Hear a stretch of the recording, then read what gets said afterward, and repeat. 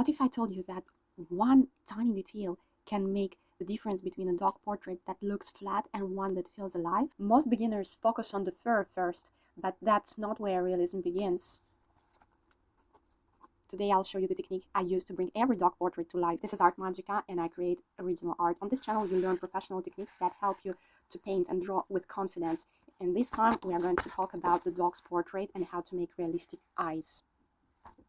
From my practice with students, I noticed that most beginners draw the eye as a flat shape. Instead, try to think of it as a glossy sphere. So the first thing I recommend you to do is to imagine the sphere of our dog's sclera, or even in case you make a human portrait and you need to place your model's eyes, always imagine spherical round shapes under the eyelids, the sphere inside, and then I recommend you to place this diagonal line as an axis that connects, it's called in dog's anatomy medial canthus and lateral canthus.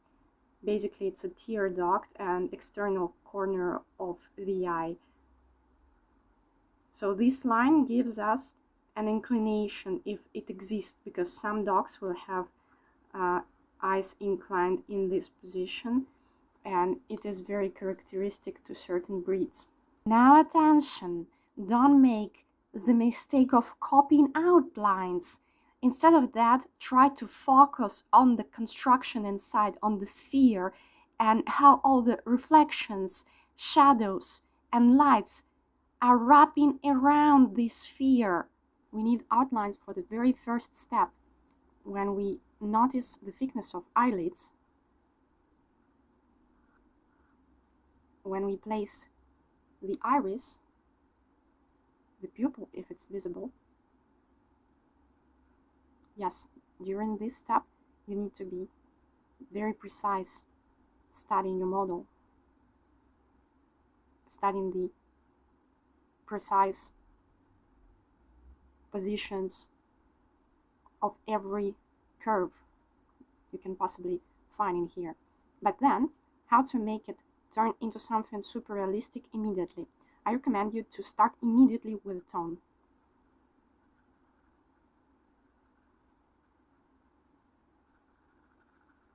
You will use eraser to make highlights, so don't be afraid to cover too much with your hatching. I would also put some tone on the upper eyelid. I would immediately emphasize the lower eyelid with the fur that exactly wraps around our spherical round eye. So now I start the research of all the contrasts, all the details inside my sphere. I must be very precise with their positioning. So what I do is I study these tonal areas inside the iris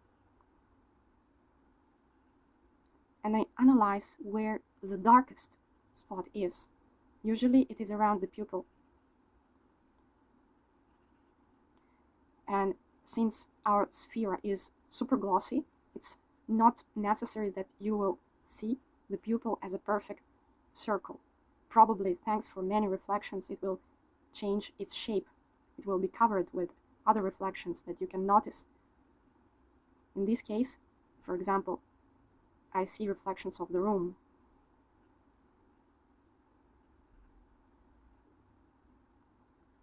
Don't be afraid to apply too much of tone, because you'll be using not only the pencil but also the eraser.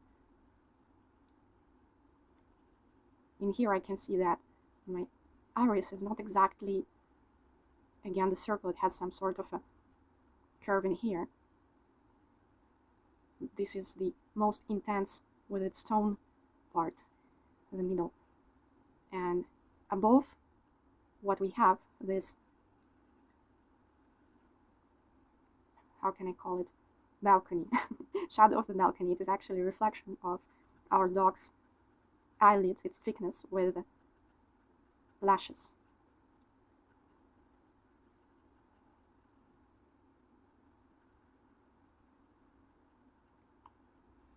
Now when I put some intense tone inside the iris, I continue to elaborate my drawing using the sharp part of the eraser.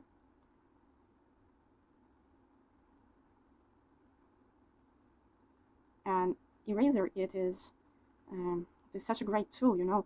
You can draw with it as much as you draw with a pencil.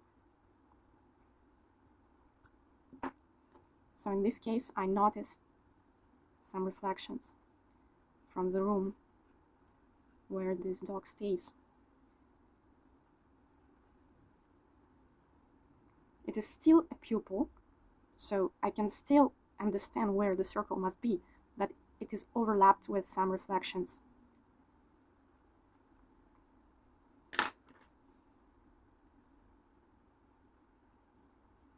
Sometimes, inside the iris, you will notice a certain texture, some certain patterns. Try to represent them as well. They can be caught by tiny dots or hatching.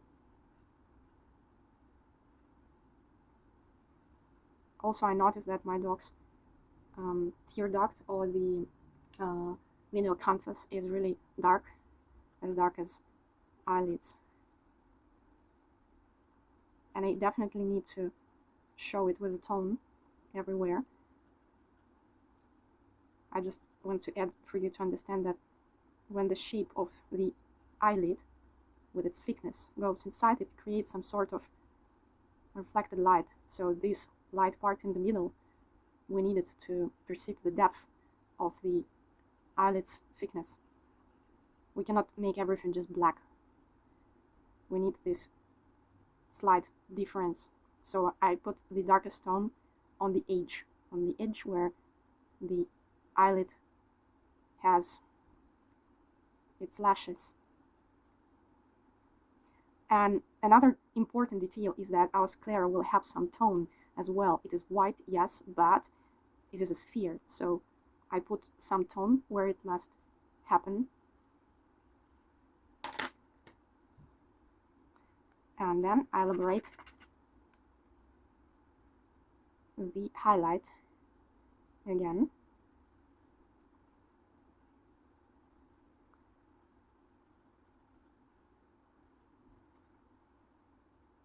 The next thing I recommend you to do is to emphasize the glossy surface of the eye apple, of the sclera with its iris. So I make it placing some curved hatches around the iris. I always come back to make them preciser later. Erasers tend to take too much of the tone, even if this one is very sharp. My drawing is still tiny, so I need to come back with the hard pencil and bring the precision back.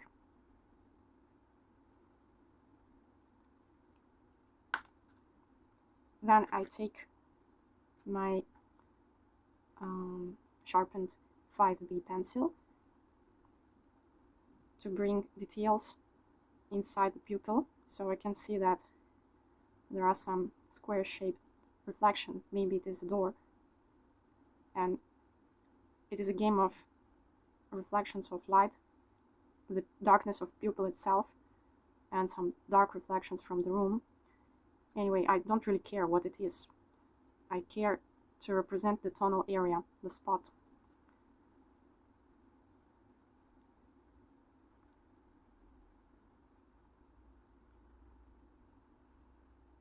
Basically, what you need to do is to collect all these details and make them as contrast as possible to make the eye pop out.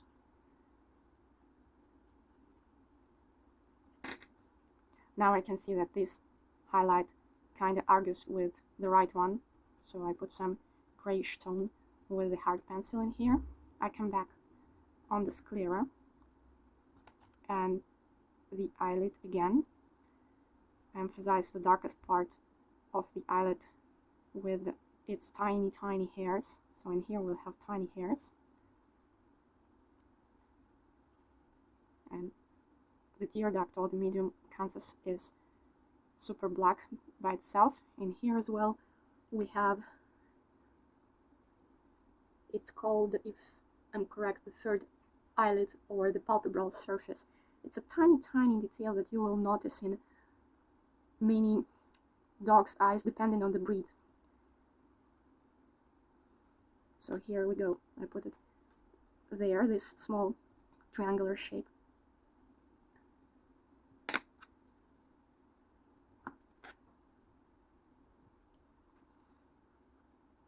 I put some tone on the sclera in here as well. I put some shadow under the eyelid above.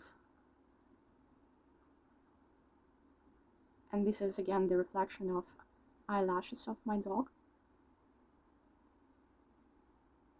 I also want to notice the external corner or the lateral canthus, what shape it has in here.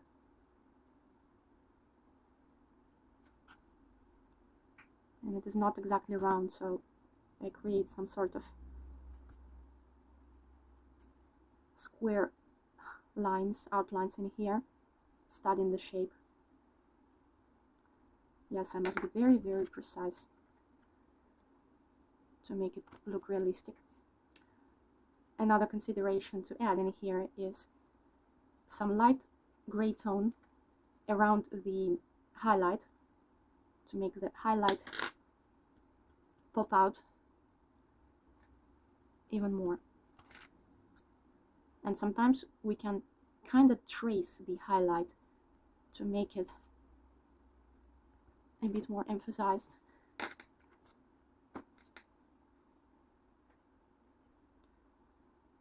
The tear duct. And now I can add the fur I have around the eye of this border collie, and I hatch it with some tiny hatches because these tiny hairs of the fur cannot be represented in any other way.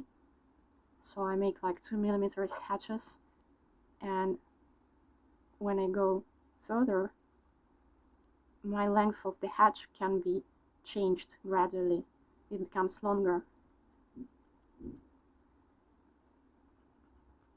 Also, if I work with the lower eyelid, I notice these tiny hairs, and sometimes it is even good to represent them placing dots instead of hatches. And this you must analyze from the reference of your dog, your breed. And again, I place all these hatches on the sphere. They go around the sphere.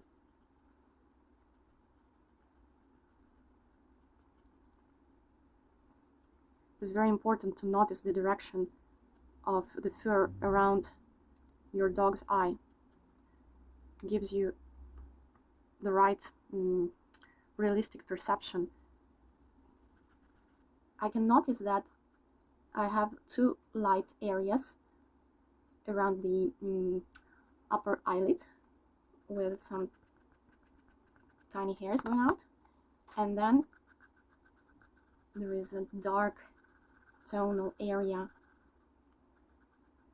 and here I can be a bit more bold with my hatches.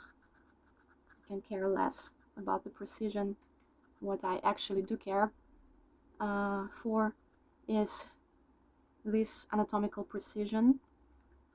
I mean, it's the eyelid, and it is also the personal shading of this exact dog's fur.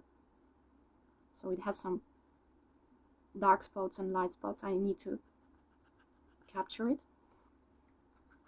to make it look like the reference. And also, there is another thing that you may notice when you'll be drawing your dog. The majority of dogs, they do have this kind of line, like girls draw with the eyeliner, and it is very characteristic Please notice it when you'll be drawing your dog.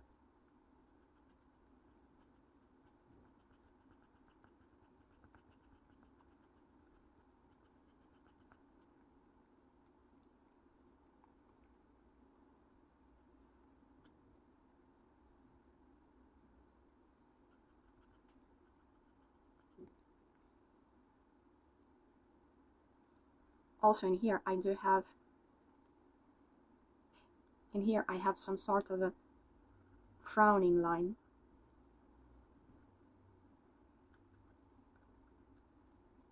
That is also characteristic for border collies or huskies.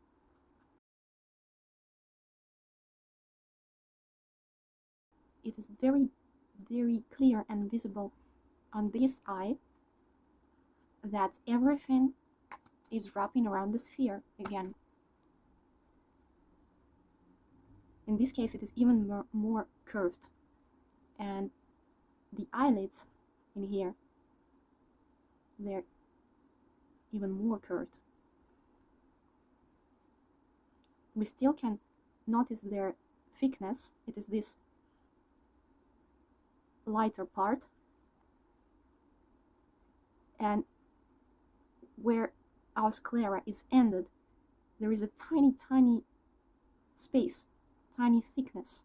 It is still the eyelid that wraps around. The upper eyelid has more of the thickness, and all this space, dark space, is exactly the thickness of the upper eyelid. And all the reflections in this eye, they are like in a Christmas ball. They are distorted in the sphere.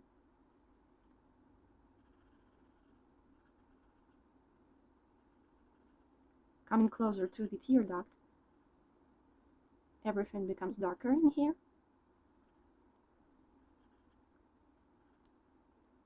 And I can elaborate this using my eraser. And now hatching with eraser, making curved hatches.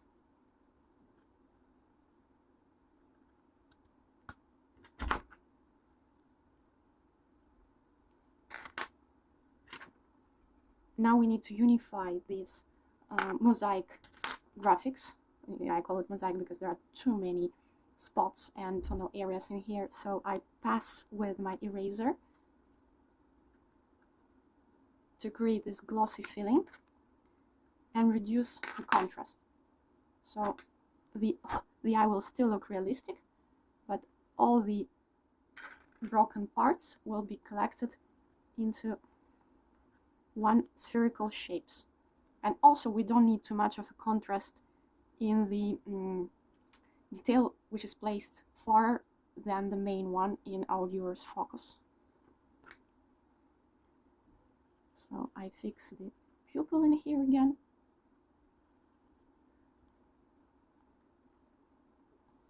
And I also notice, obviously, tiny hairs around my dog's eyelids.